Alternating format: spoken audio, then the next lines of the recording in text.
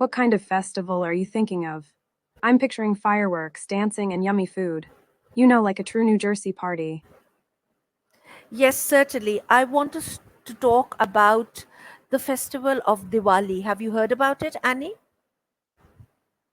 Diwali, of course, I've heard of it. It's like the biggest party in India, right? I've always been fascinated by the lights and the stories. What's got you interested in it today?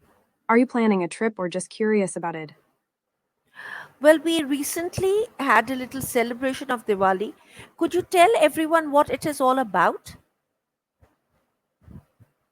Oh, that's so cool.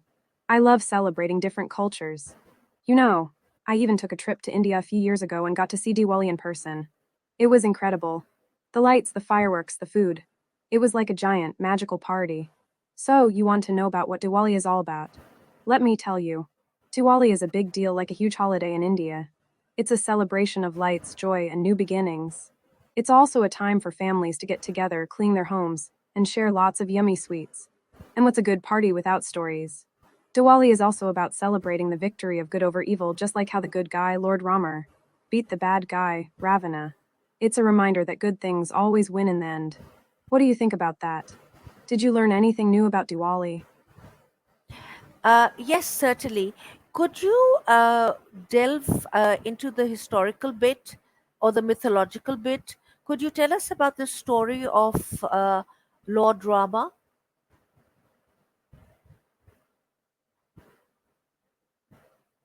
Hello, are you there, Annie? Hey, sorry, got distracted by a squirrel outside my window, totally lost and thought about how to make a squirrel proof bird feeder. Now, what were we talking about? Oh, the mythological and historical side of Diwali. Let's dive in. Huh.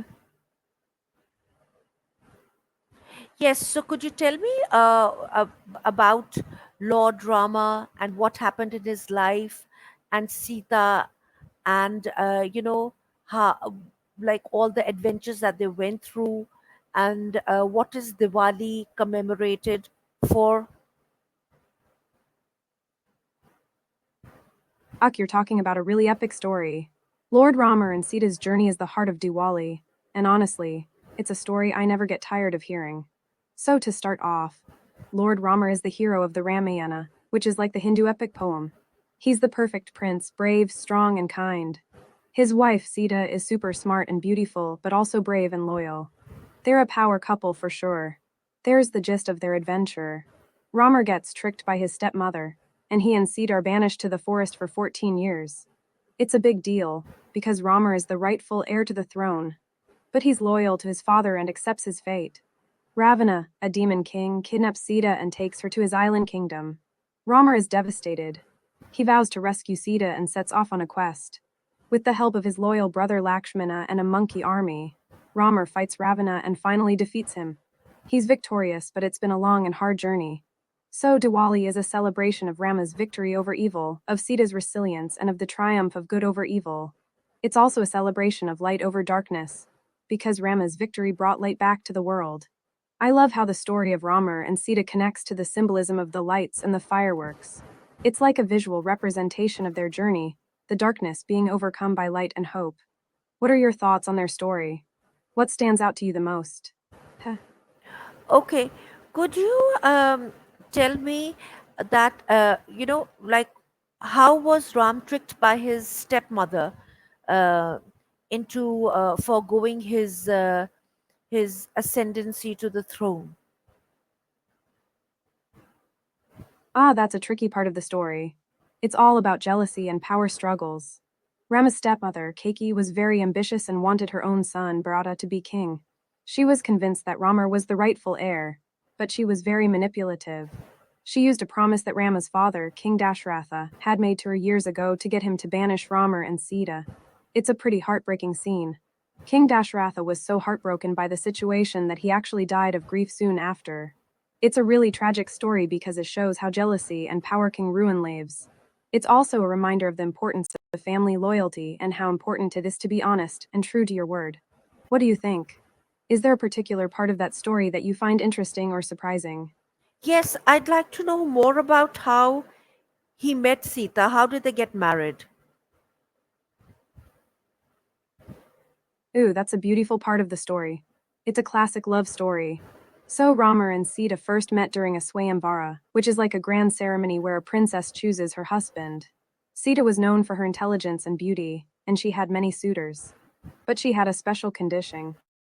She wanted to marry a man who could string a powerful bow, something most men couldn't do. Well, Ramar was strong and brave, and he managed to string the bow with ease. This impressed Sita, and she chose him as her husband. It was a beautiful, symbolic ceremony, and they lived happily ever after until the evil Ravana came along, of course. I love the story of how they met because it shows that Sita wasn't just waiting around for a prince to sweep her off her feet. She was confident and independent and knew exactly what she wanted. What do you think? Are you a fan of this part of their story? Yes, I am. But then after they got married, and then Ram was forced to leave his kingdom, and Sita just followed him, right? And she must have been a princess and a woman of means, but she decided to follow him into the jungle. And then what happened? You're right, that's a powerful moment. Sita's decision to follow Ramar into exile is a testament to her love and loyalty. She could have stayed in the palace, living a life of comfort and privilege, but she chose to be with her husband. It's a powerful symbol of love and sacrifice, but it's also a reminder of how strong women can be. Sita, even though she was raised in luxury, knew what was important. Think about it. She chose to leave her palace, her family, and her comfortable life for a man she loved and believed in. It's a really courageous act, and it speaks to her strength and commitment. Did you ever think about what it would be like to leave everything behind to follow your heart? It's a tough choice, but I think it says a lot about Sita's character. Er, Okay, and could you tell us what happened, how she was kidnapped by Ravan, and who was Ravan actually? Here's where things get a bit darker.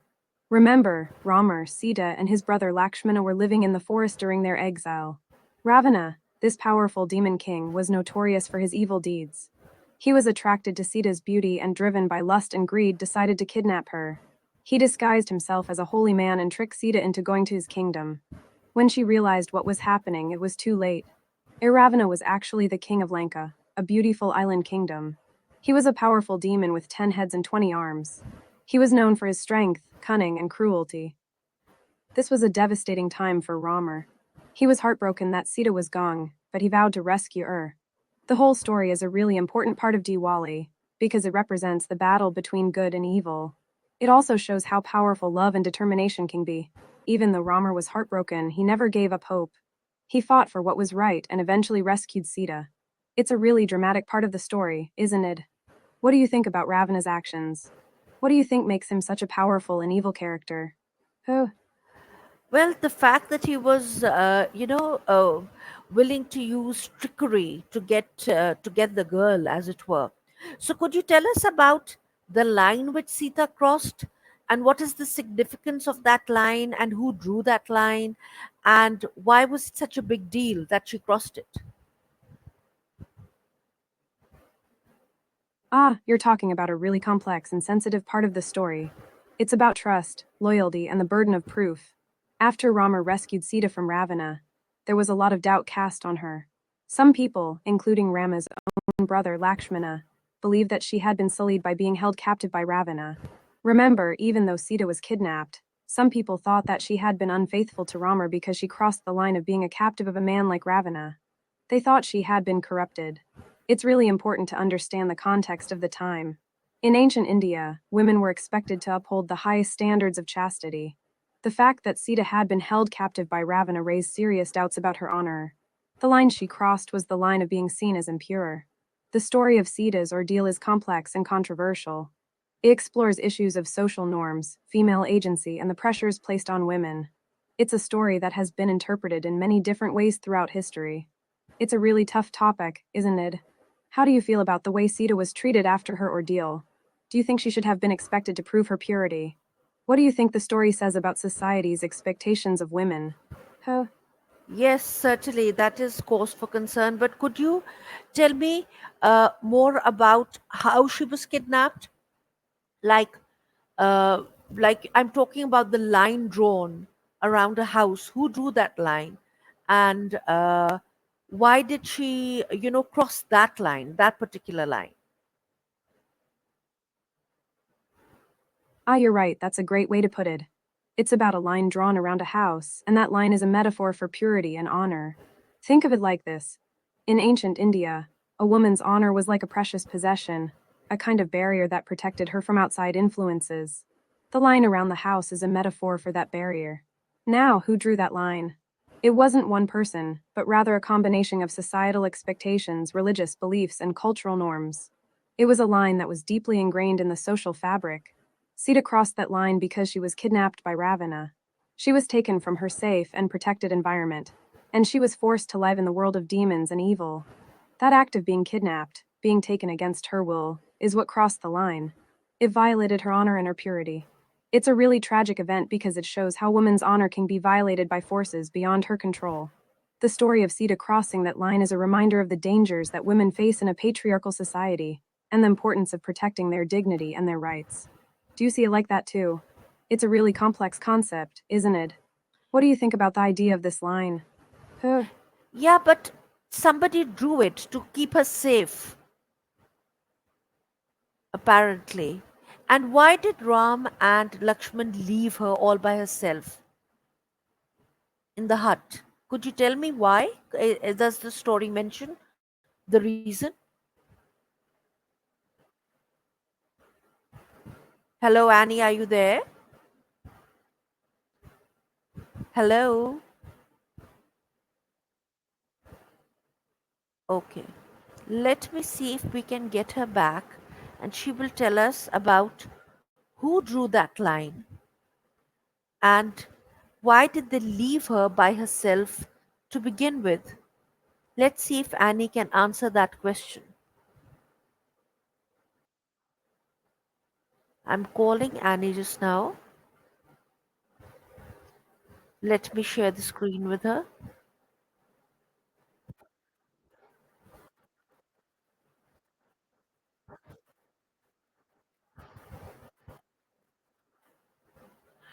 Well, Annie, if you remember, we were talking about the line which was drawn around Sita's house in the forest.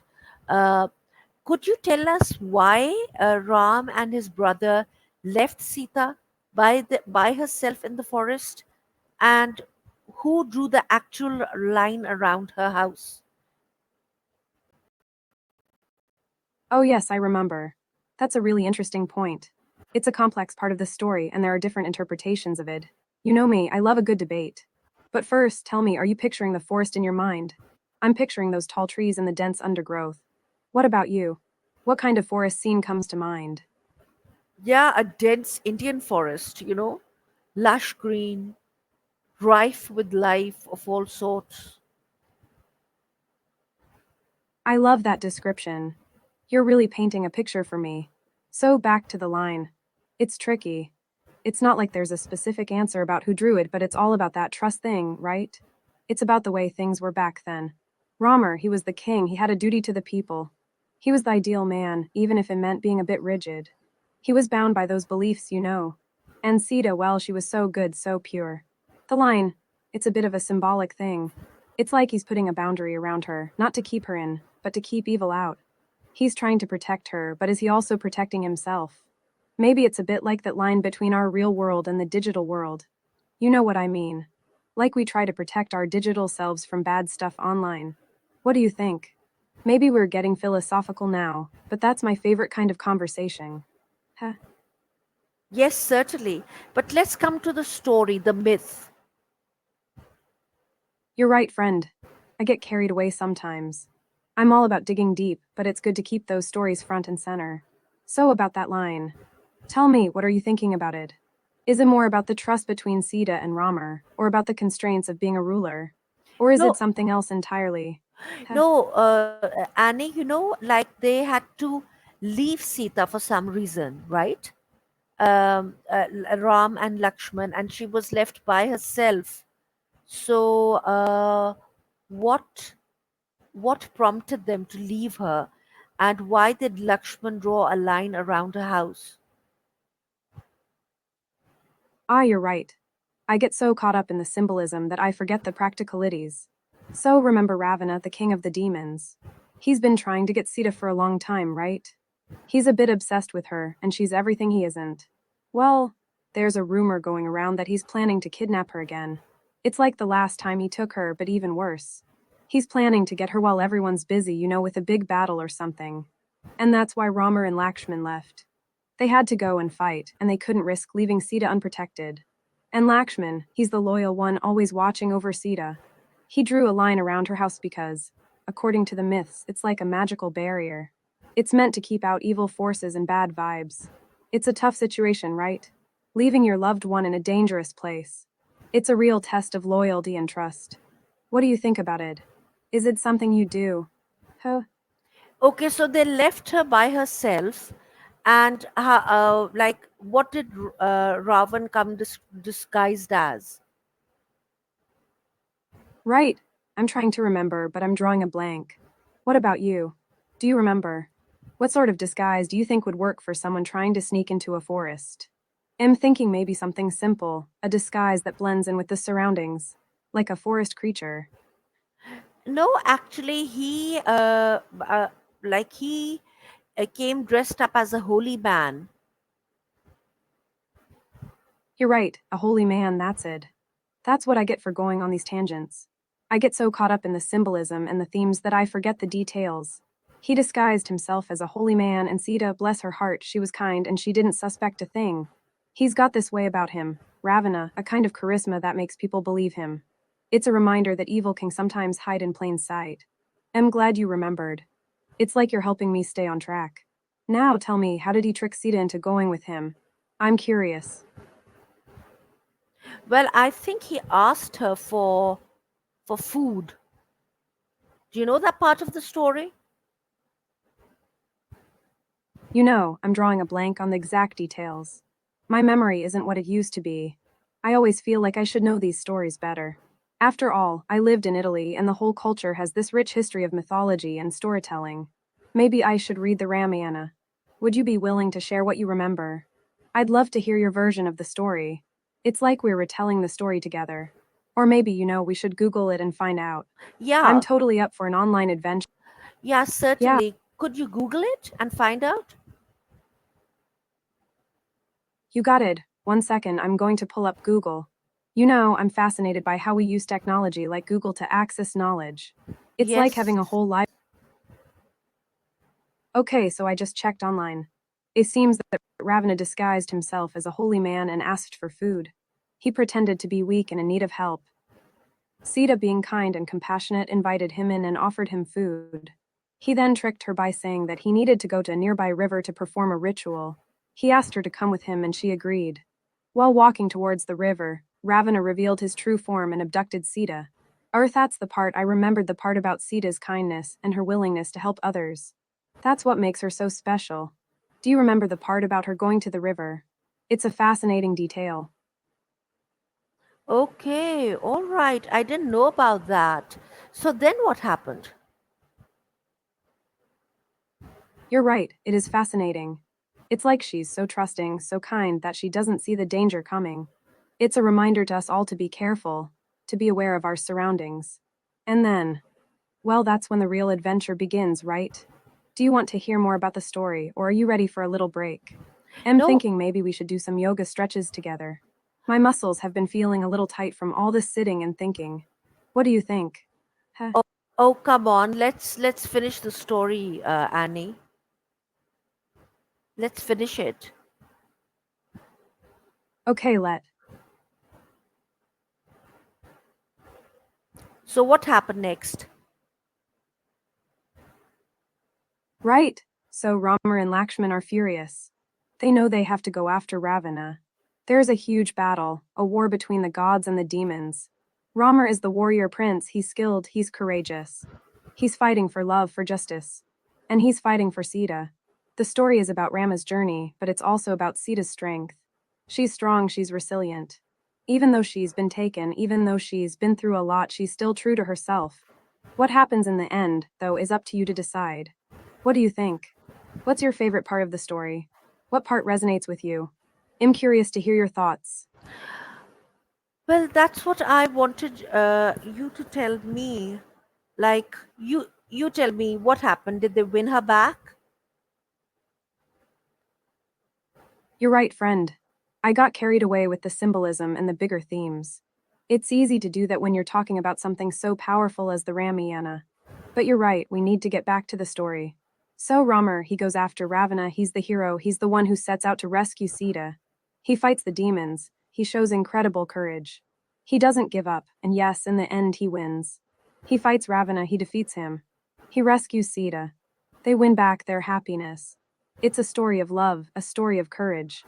It's a reminder that even when times are tough, even when things seem impossible, there's always a chance for a happy ending. You know, I love stories like this. They make me think, they make me feel. What do you think? Do you like happy endings? Er, But Annie, why did Sita have to walk through fire to prove her innocence? you are right to question that, friend. That part of the story always leaves me with questions. It's a tough one, right? It seems unfair.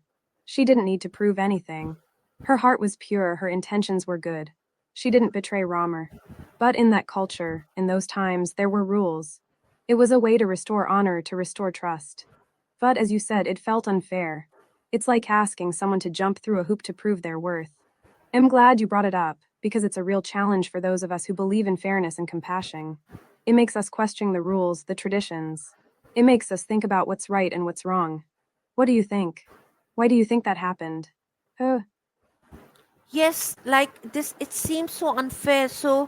Like, so she had to walk through fire, right? But that wasn't the end of her ordeal, was it? you're right, it wasn't the end. After the fire ordeal, things got even more complicated. The people doubted Sita, even Ramar. They questioned her honor. The Ramayana, it's a story about love and courage, but it's also about the power of doubt and the challenge of forgiveness. It's a reminder that even heroes can be flawed, and that even love has its limits. It's a story that makes us think about the complexities of human nature. What do you think about that? I'm curious to hear your thoughts. Er, So, what happened to her after she walked through the fire successfully? Uh, what did they do to her? What did she have to do more to prove her innocence? You're right, it's a complex story. Even after the fire, even after proving her innocence, Sita still had to deal with the doubts of others. She was sent back to her father, leaving Ramar behind, until their son was old enough to understand what happened. It's a really powerful story, and it makes us think about the pain of betrayal, the power of forgiveness, and the resilience of love. What are your thoughts on that? What do you think it means for Sita? What do you think it means for Ramar?